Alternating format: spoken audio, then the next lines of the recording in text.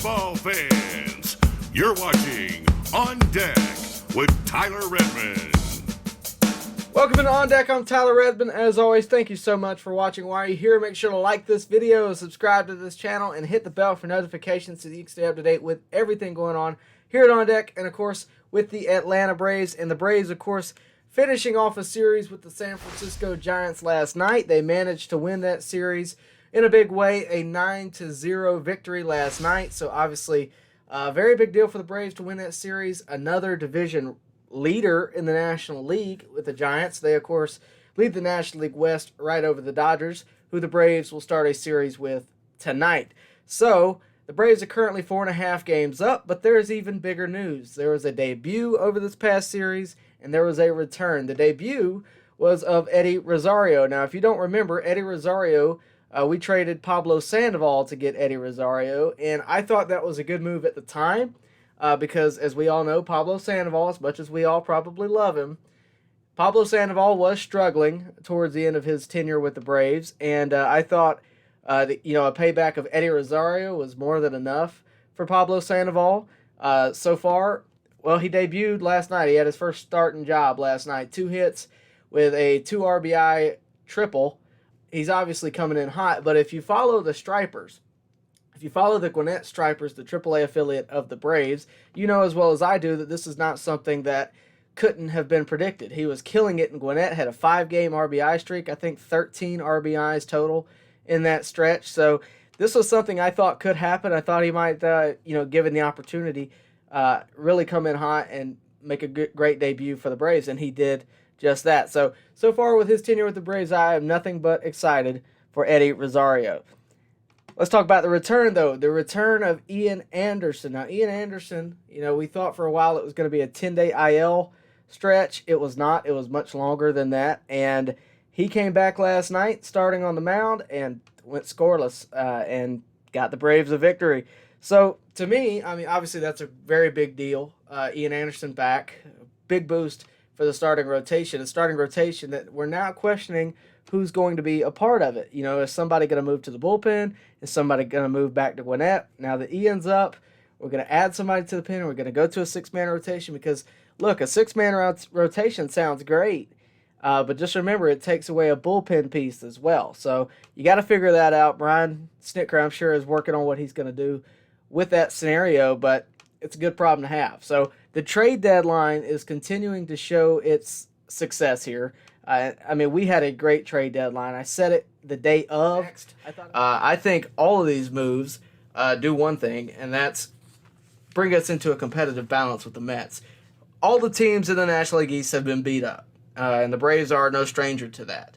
And I think these deals have rebuilt the outfield, added to the bullpen, and gave us a couple extra bench bats. When Rosario's healthy, I think you got to determine who goes down. I'm leaning towards Almani on that, and I think you're going to see a whole new team. I thought it was a great trade deadline. The only thing I would have done was probably get another bullpen arm, but Jorge Soler has been on fire. He is hitting homers on the regular. He hit one last night, along with Austin Riley. This is what we've been waiting for, right? This kind of momentum. I predicted a while back the stretch that the Braves went on, right? The win streak they had. I kind of predicted that in a way. I thought that the Braves were set up for success. I thought they would take first place. I think the Braves have a very good chance of taking first place single-handedly over the next couple of weeks because, frankly, if you look at the schedule, the Braves got the Nationals, the Marlins, and the Orioles following tonight's game with the Reds. Hopefully they sweep tonight and get off to a good start, but all respect to the Nationals, the Marlins, and the Orioles. The Nationals are unrecognizable at this point. They have one big hitter in Juan Soto. Outside of that, they're not the team they were. The Marlins are a pesky team, but I think the Braves are better than them. And the Orioles, frankly, just don't concern me, really. I think the Braves have a very good chance of making a run here. I really do. Not to say that these teams can't beat you, but when you look at these teams compared to what the Phillies have to go face here in the next week and a half or so. They got the Dodgers tonight, who have had their number so far in the series. They got the Reds, who we just are going to finish off with tonight. And then they have the Diamondbacks and the Padres.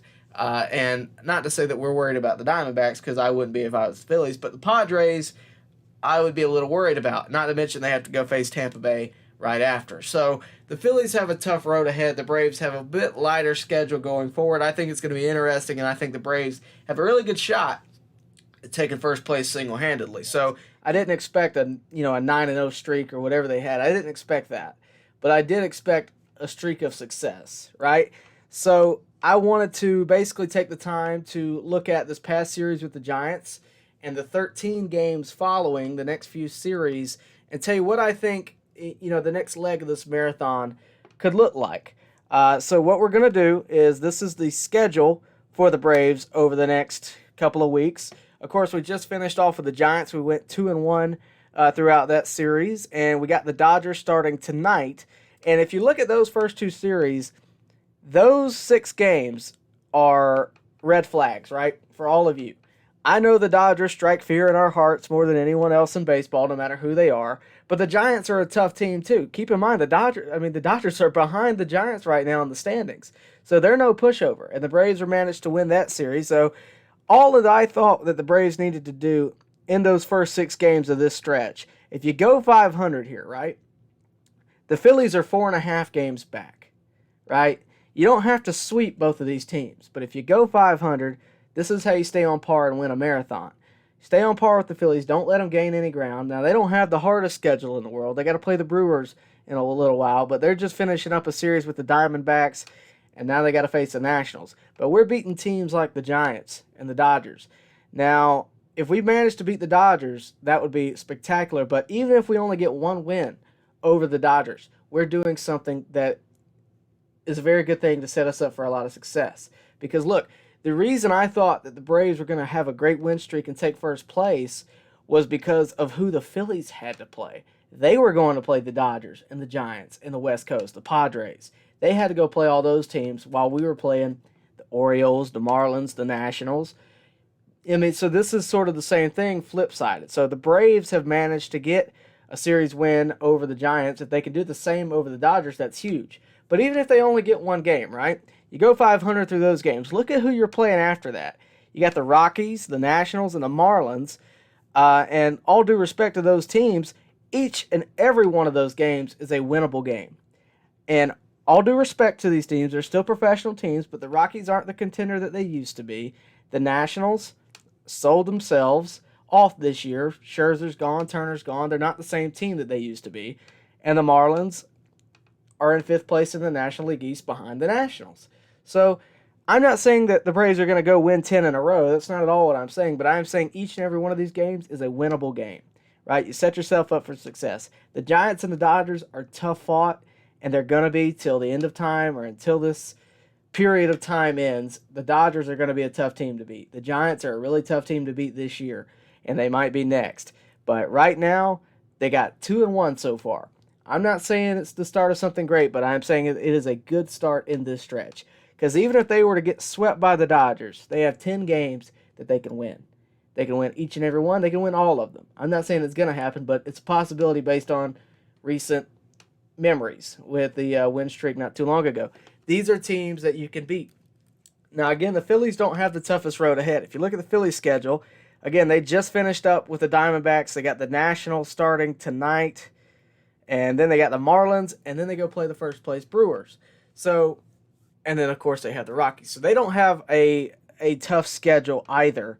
But, again, we don't have to do better. We just have to not let them gain any ground. And I think we could potentially gain even more ground and make that magic number just a little bit better for the Braves. So, with that out of the way, that's pretty much it for today. I did want to show this comment before we get out of here. It really made my day this morning, and I think a lot of you could learn a little something in the comment section from Walker 1984. This was this morning. Very early this morning. I appreciate it there, Walker. You were absolutely right about the Braves not selling who wasn't in the plans for next season. Who could have seen the deadline deals they made while giving up little to nothing, and the icing on the cake is somehow we are in first place without Acuna? Who would have dreamed that was possible? Right? I appreciate the credit there, man, but I really like the pickups at the time. You know, all I can really do is react to whatever Alex Anthopoulos does in terms of trades.